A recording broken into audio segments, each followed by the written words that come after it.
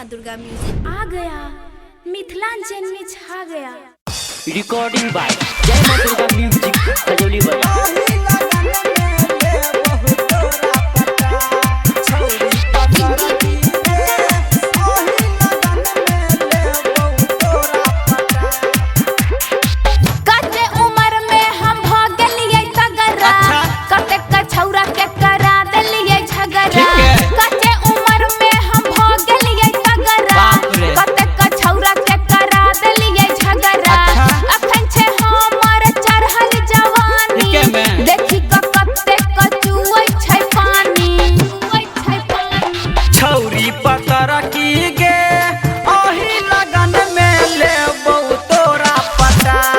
छौरी कुमार की गे ओही लगन में ले बहु तोरा पटाई। जय माँ दुर्गा म्यूजिक खजोली बाजार। ओही लगन में ले बहु तोरा पटाई। ओही लगन में ले बहु तोरा पटाई।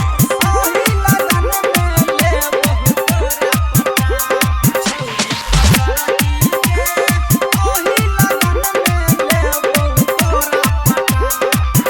है के चले न एना तू ऐठ का कोई लाल तो चुम्मा पटक का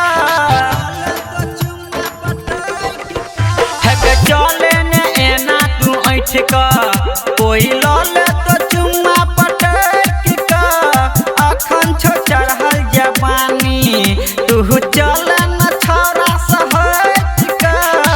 छियै जवान हमर गाल फैलै गोर रे, देखऽ में लागै छी सबसे बेजोर रे, सबसे बेजोर रे। छौरी पकड़ की गे ओही लगन में ले बहु तोरा पटाई। छौरी कुमार की गे ओही लगन में ले बहु तोरा पटाई। जय माँ दुर्गा म्यूजिक खजोली बाजार।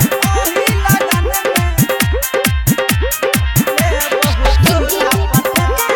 ओही लगन में ले बहु तोरा पटाई। छौरी पकड़ की गे ओही लगन में ले बहु तोरा पटाई। है गे देखबै नै गाल कलाली कोई खा जतो दूध में के छाली। है गे देखबै नै गाल कलाली कोई खा जतो दूध में के छाली। कहै छौ राहुल राम कुमार है गे